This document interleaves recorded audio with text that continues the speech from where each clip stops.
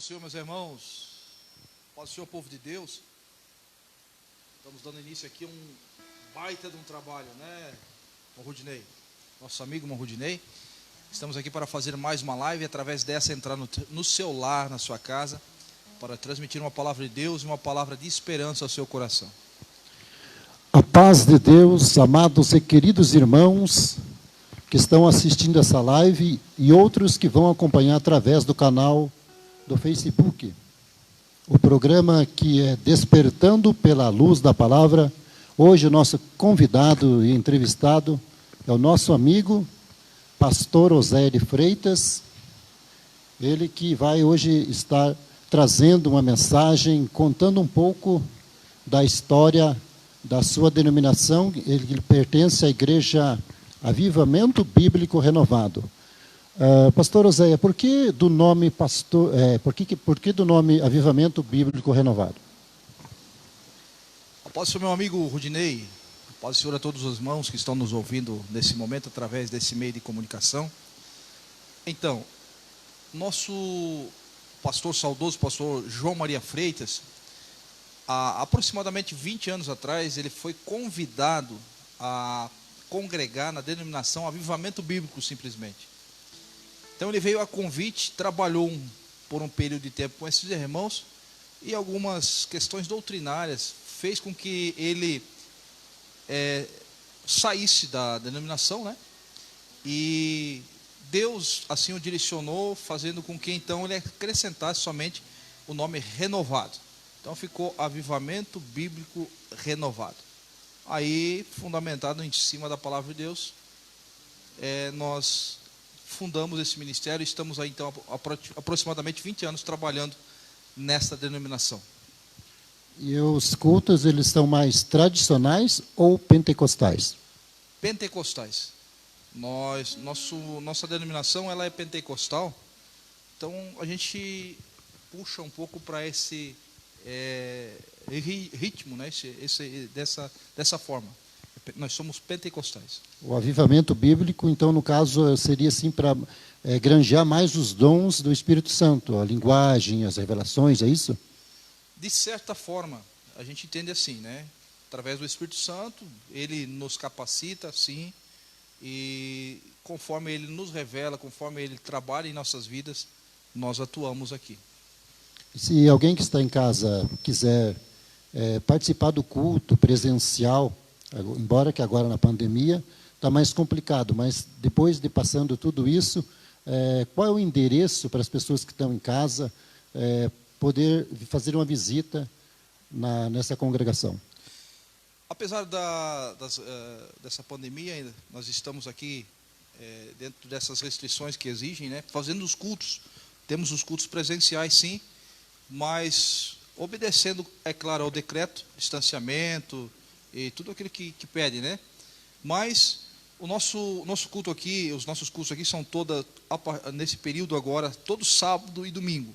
Voltando então ao normal, será toda quinta, todo sábado e todo domingo. Com o início às 19 horas, nós temos os nossos cultos aqui presenciais na rua Conde de Deu, número 425, no bairro Alpino. Fica, para quem conhece bastante aqui o Weiman, entra no trevo do Weiman uns 400 metros. Fica a nossa sede aqui em São Bento do Sul. Daqui a pouco a gente continua com mais perguntas, entrevista, e agora, para alegrar aí o pessoal que está em casa, vai ser louvado um hino da harpa. Nós estamos aqui com a missionária Clair, o diácono Lourenço e a missionária Salete Freitas, que é esposa do pastor Oséias. Qual é o número? A paz do Senhor para todos os nossos ouvintes que estão nos assistindo nesse momento. Nós vamos louvar o hino da harpa número 545. O hino que diz assim: porque Ele vive, é que eu e você possamos crer no amanhã. Aleluia.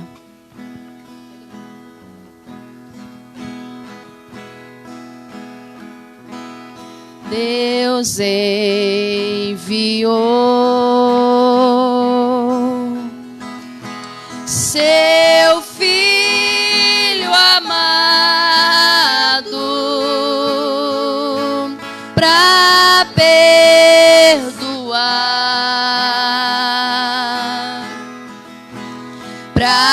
pra me salvar.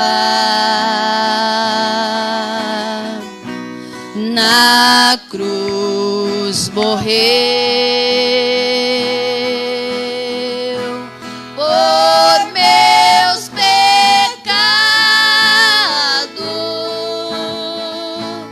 mas ressurgiu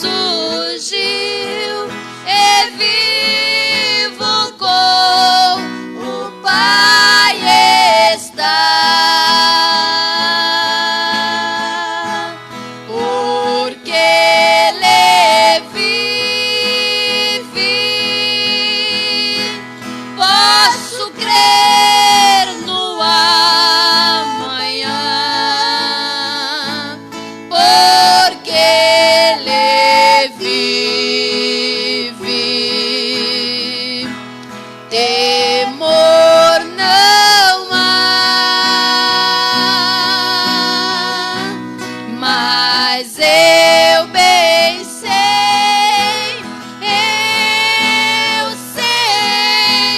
que a minha vida está nas mãos de meu Jesus, que vivo está. E quando enfim chegar a hora em que a morte enfrentarei,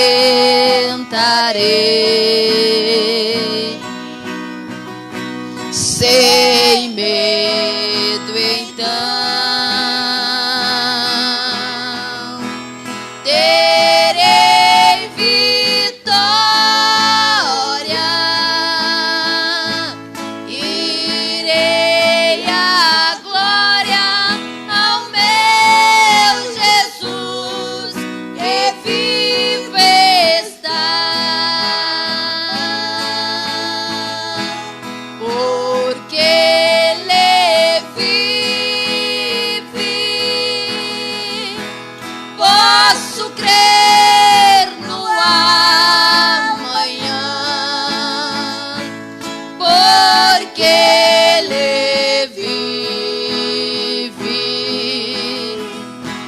temor não há, mas eu bem sei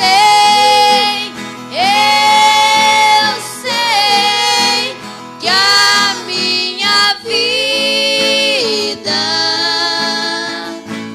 está nas mãos de meu Jesus, que vivo está.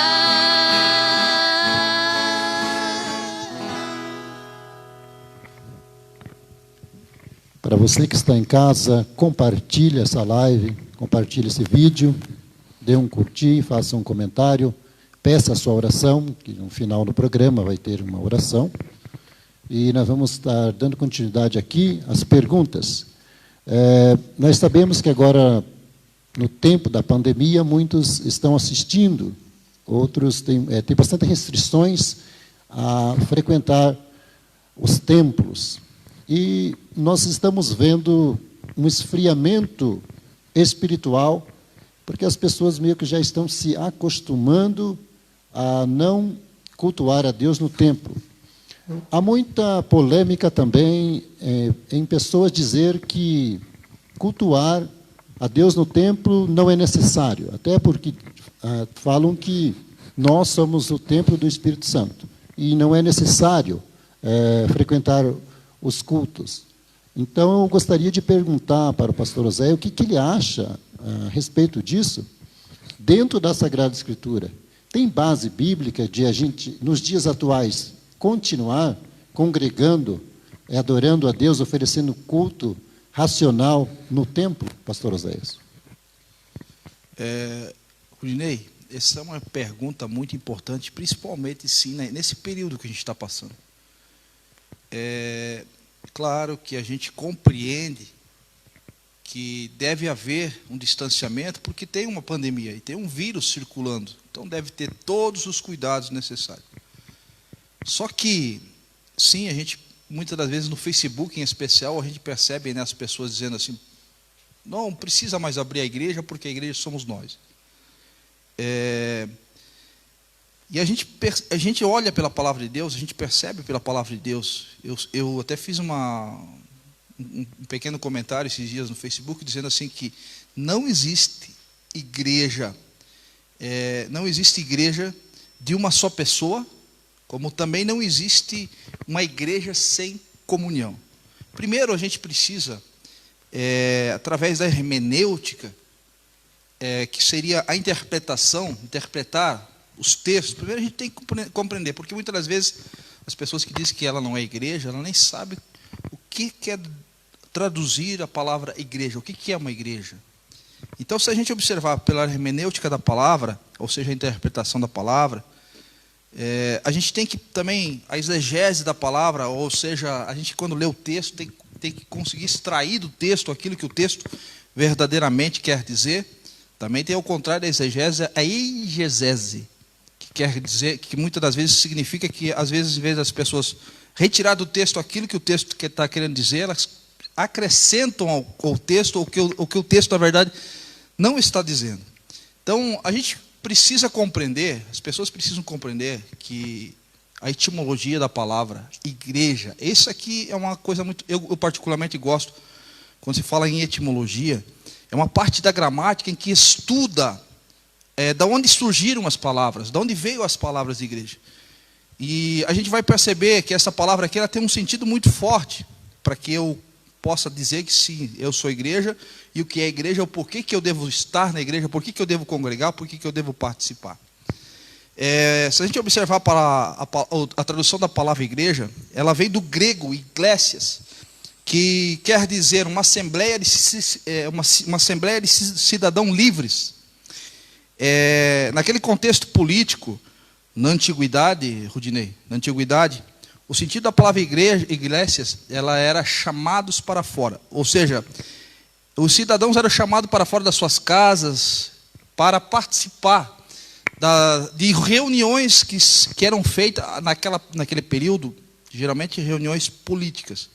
Eu sei que demora um pouquinho para mim responder a tua pergunta, mas faz-se necessário para que as pessoas possam, de alguma forma, né, Diácono Lourenço, compreender o verdadeiro sentido, de onde surgiu e como é aplicado na nossa vida hoje. Então, a palavra igreja, que quer dizer uma assembleia de cidadãos livres, naquela época, iglesias tiradas para fora, era o que os cidadãos eram chamados para fora de suas casas, como eu expliquei ali, e eles iam às praças para discutir assuntos políticos. Esse local chamava-se o ágora, ou seja, onde eles tratavam assuntos relacionados à polis, ou seja, a política de Atenas ali, do povo ateniense. E os cidadãos que não saíam para fora, até inclusive existe uma expressão chamada, que hoje a gente não compreende, mas naquela época era usado a palavra idiotes, que significa, hoje para o nosso português é idiota. A gente até às vezes nesse sentido da palavra idiota, a gente não compreende a tradução disso aqui, Rodinei. Cujo significado era um homem privado, essa palavra significava um homem privado, isto é, que metido com seus próprios afazeres, ou seja, ele não saía da sua casa para ir até o ágora, para discutir assuntos relacionados a isso, e afastado da gestão pública. Aí no século V a.C., você vai, em Atenas, introduzir uma nova forma de governo, que no caso era a democracia. E tratava-se de uma democracia direta, onde todos os cidadãos livres, eles iam até o ágora, né, para tomar decisões públicas, e por isso eles se reuniam a uma entrada, ou uma assembleia, onde havia assembleia ali, onde havia reunião, e esse movimento chamava-se igreja. Então, igreja, de uma forma singela, quer dizer uma reunião de pessoas. Como expus esses dias, eu disse assim, que não é possível haver uma reunião de uma pessoa só. Ou seja, não posso aqui, imagine eu estar sozinho aqui, reunido com vocês, discutindo algum determinado assunto. Não, é necessário que para que a gente possa se discutir determinado assunto, a gente possa ter no mínimo 2 ou 3, para que assim a gente possa estar discutindo algum determinado assunto. E o apóstolo Paulo, quando ele fala sobre a igreja, eu acho muito lindo isso, quando ele compara a igreja a um organismo, ou seja, a um corpo. Lá no capítulo 1 de 1 Coríntios, e versículo número 12 e 27, diz assim, ora, vocês são o corpo de Cristo, e cada um de vós individualmente é membro desse corpo. Amém? Então, para eu verdadeiramente ser igreja, eu preciso congregar, eu preciso participar.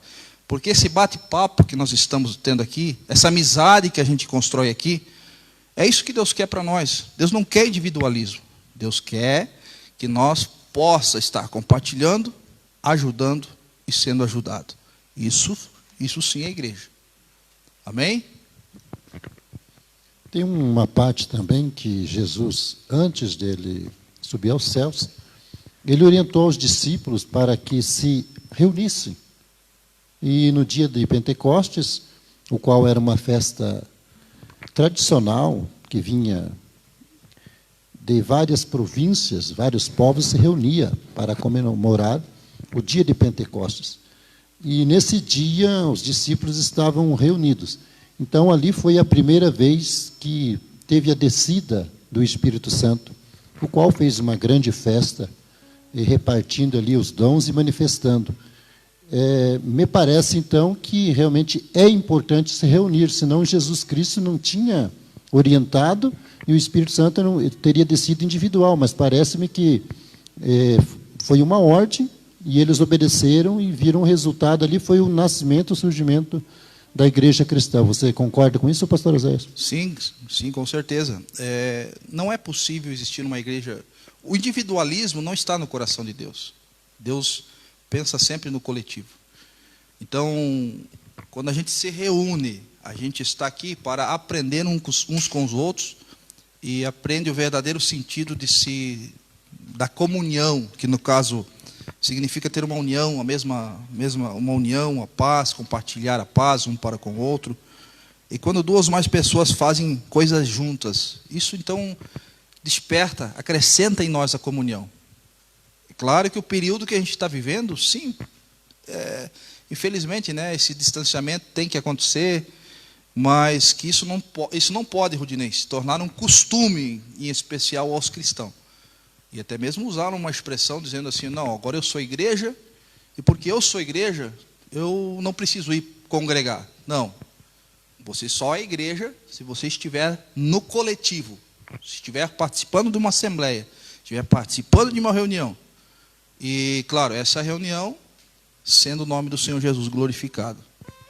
E também, para estar ressaltando e reforçando, a Bíblia também diz que nós somos membro do corpo de Cristo e que os dons do Espírito Santo foi repartido a cada um em variedades, mas tudo ligado no mesmo Espírito, no mesmo corpo. A uns é dado o dom de louvar, outros de cantar, outros de ensinar, outros de pregar, outros de exaltar, outros de profetizar, outros dom da cura, outros o dom de expulsar demônios.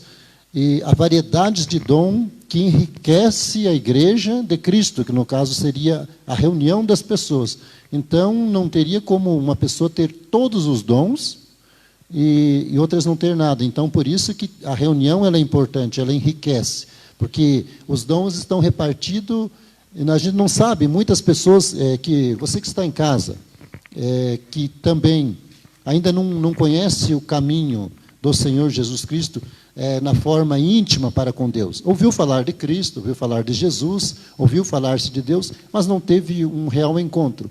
Quando Deus fizer uma obra de te chamar na graça, neste caminho, você já tem dons que há de manifestar, mas estão escondidos.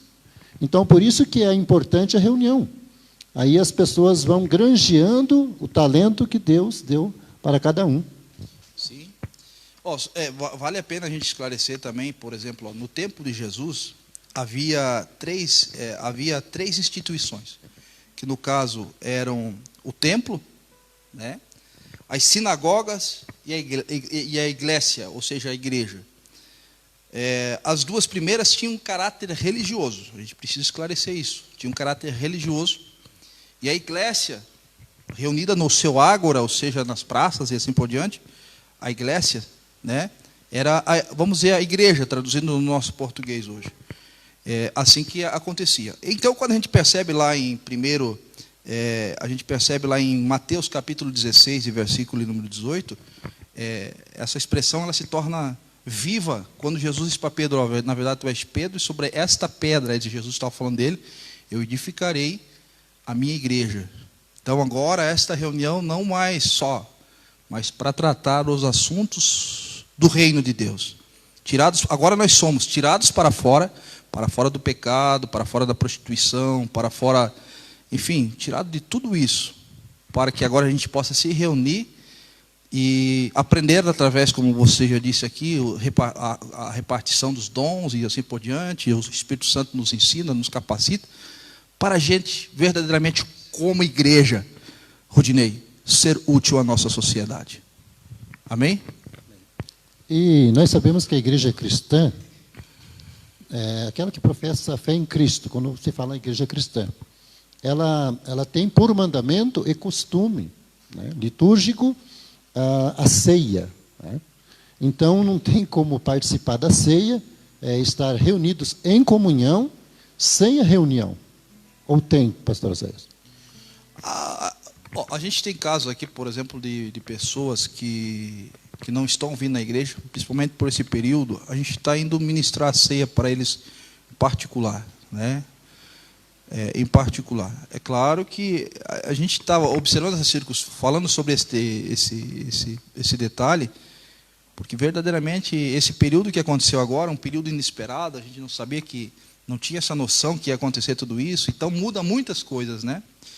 Então a gente vai muitas das vezes aos lares deles ministrar.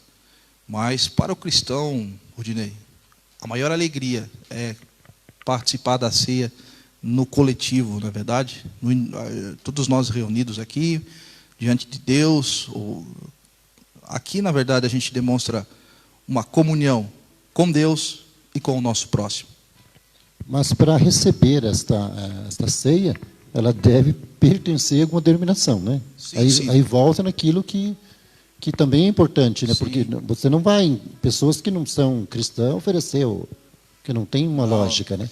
Não, então ela por algum motivo de enfermidade ou por restrições agora respeitando as leis, ela está recebendo, mas como que ela vai participar da ceia se ela acha que não é importante pertencer a nenhuma igreja? Aí a gente entra no sentido da comunhão, né?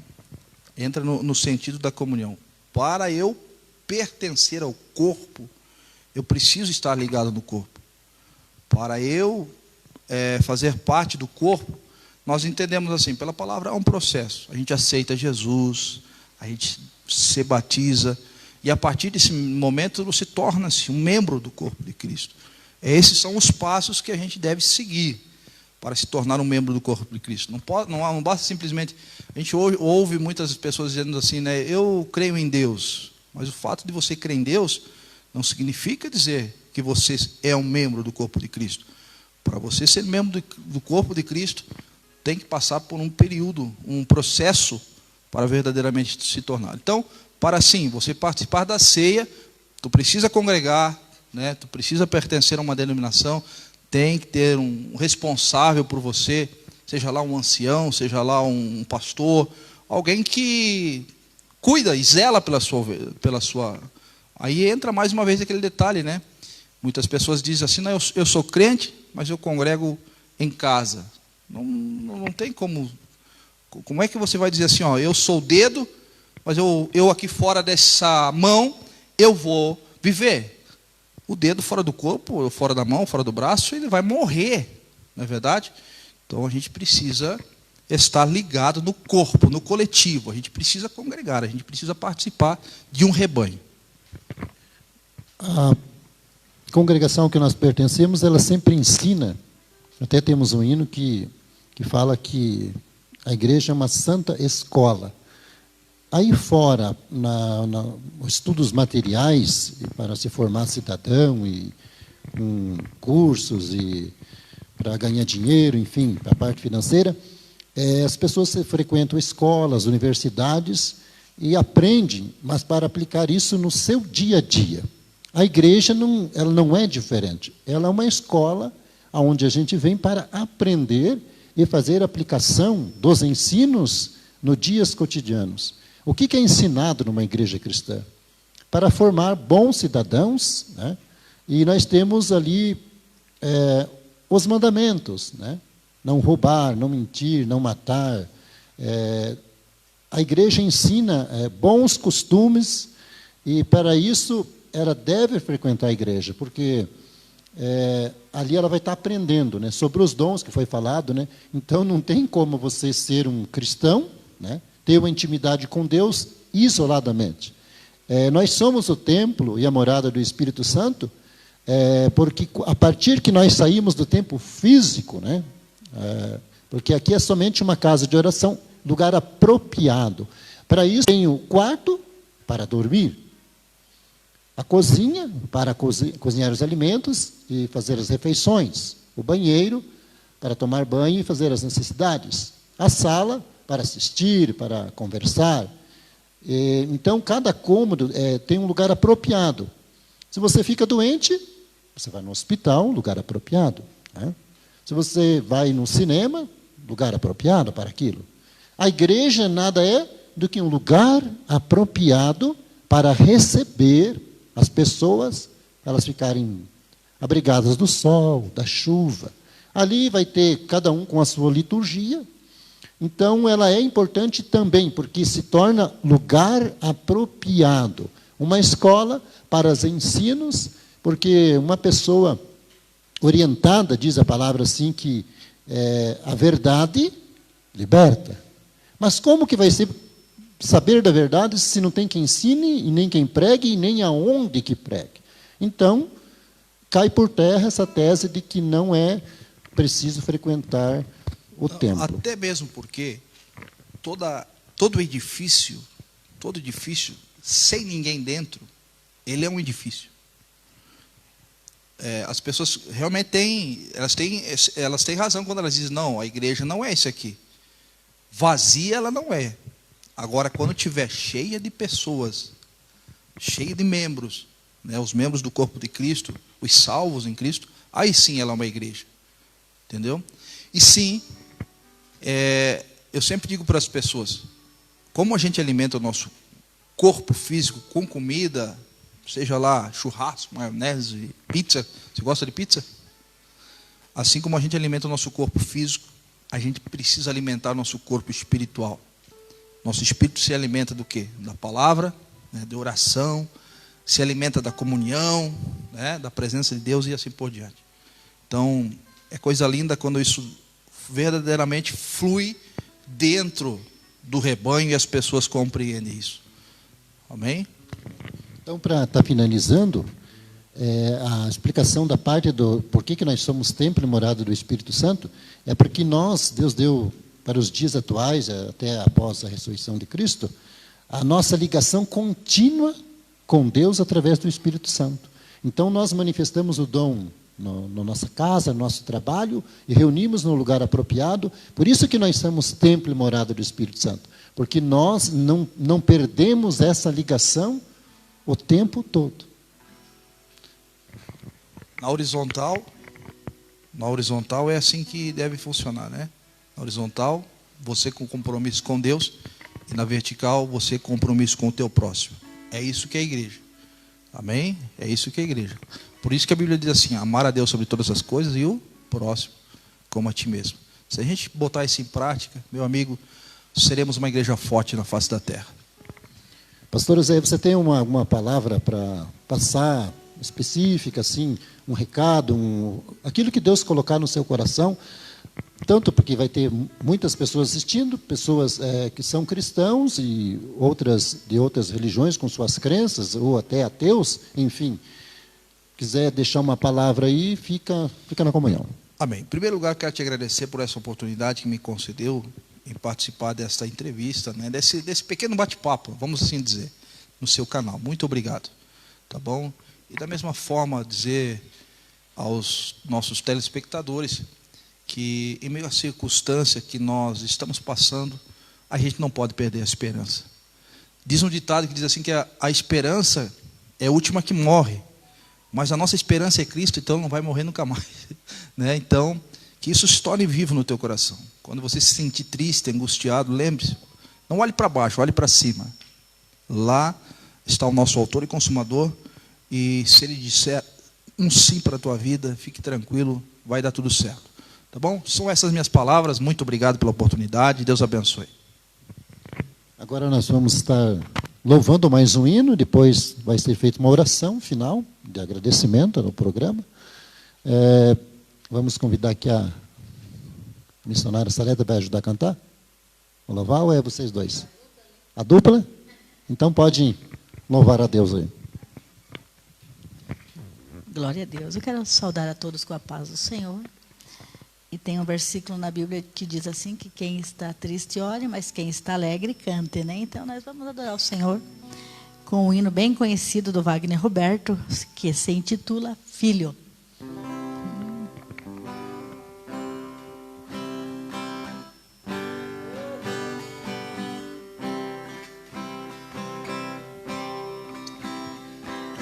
Filho,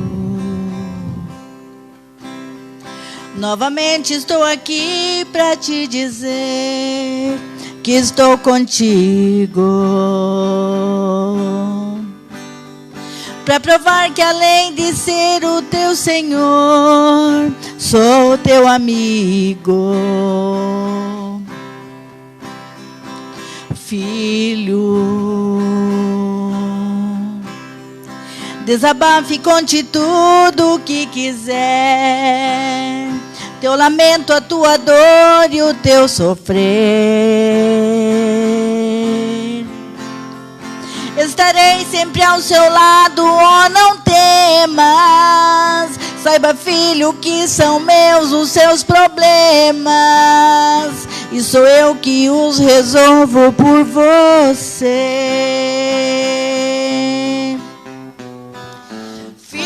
Eu te amo tanto que não pode imaginar. Por você eu faço a noite vira dia, eu faço o sol parar.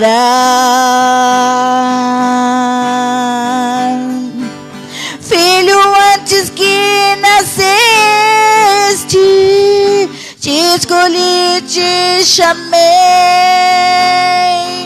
Filho, sou ainda o mesmo Deus, eu não mudei.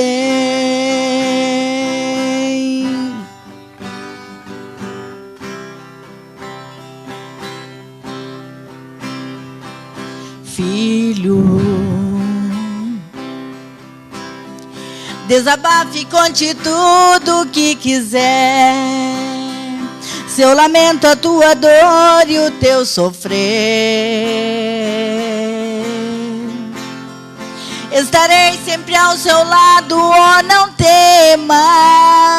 Saiba, filho, que são meus os seus problemas, e sou eu que os resolvo por você.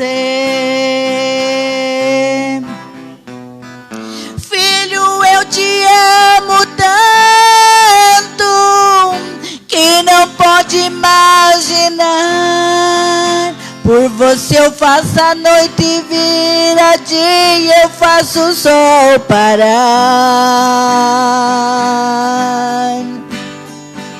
Filho, antes que nasceste,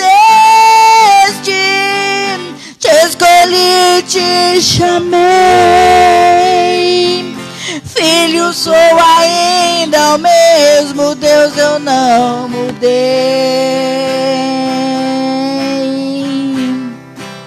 Filho, sou ainda o mesmo Deus, eu não mudei.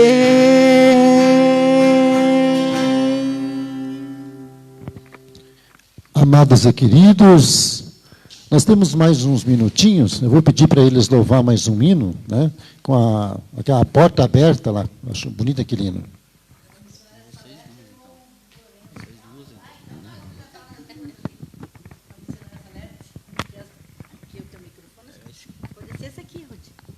Vamos lá então, missionária. Porta aberta. Existem muitas portas, é isso? Glória a Deus. Existem muitas portas neste mundo, né, missionária Salete? Mas só tem uma que leva para o céu, Jesus. Você que está em casa, preste bem atenção na letra desse hino. Amém.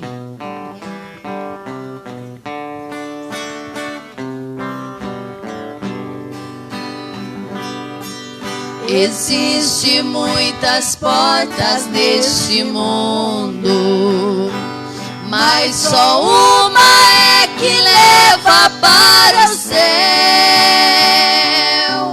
E o nome dessa porta é Jesus. Ele é o nosso Emanuel. Meu amigo, vem correndo enquanto é tempo. Enquanto essa porta aberta está, se você perder a oportunidade, hoje mesmo ela poderá fechar. Porta aberta é o emblema de amor. Porta aberta é o nome do meu amado e Salvador.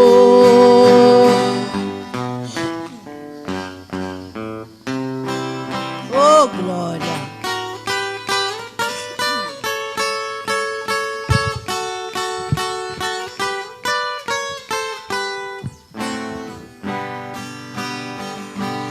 Neste mundo só existem dois caminhos. Queira ou não queira, você tem que atravessar. O nome de um caminho é o mundanismo.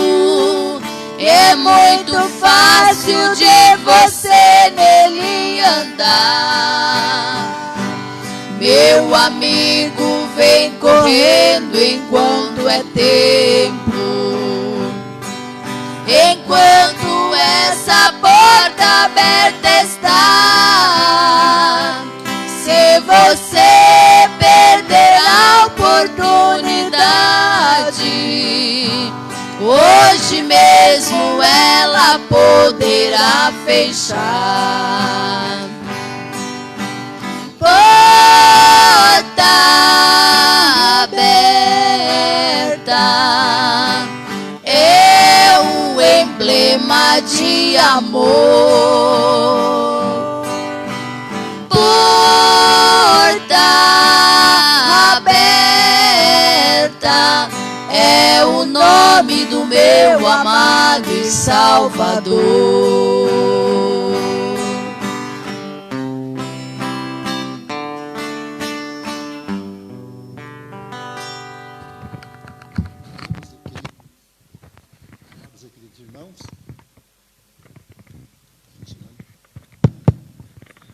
Amados e queridos irmãos, esse foi o nosso programa. Nós vamos estar finalizando com uma oração. O pastor Oséia vai fazer uma oração aí. Depois a gente vai estar dando os finais, as saudações finais. Compartilhe esse vídeo. Deus abençoe você que está em casa. Curta aí. Faça os seus pedidos, dê a sua sugestão. Qual é o tema que você quer para o próximo programa.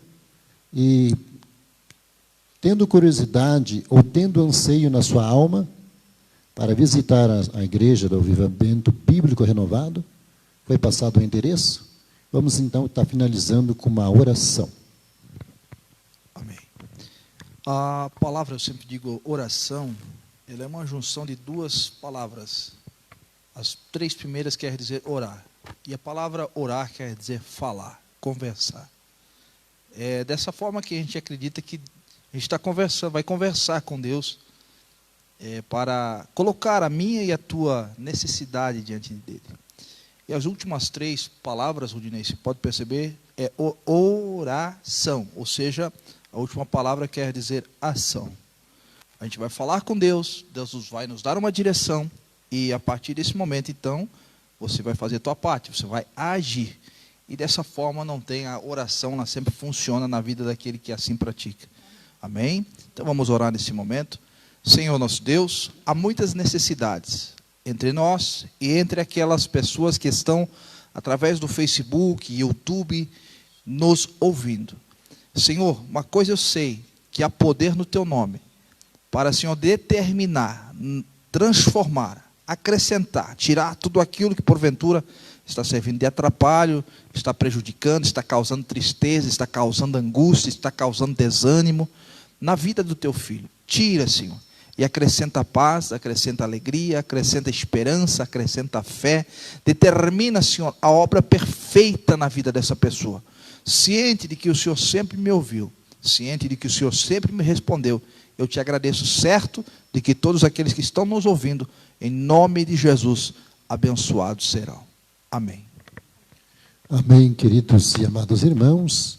Que a santa paz de Deus, a comunhão do Espírito Santo, esta live, esse vídeo, possa alcançar você. Não importa se for esse ano, ano que vem, vai ficar gravado, tanto no nosso coração, como gravado também no nosso canal, que vem aí atingir o seu coração, a sua alma. Muito obrigado, Deus abençoe a todos com a santa paz de Deus. Amém.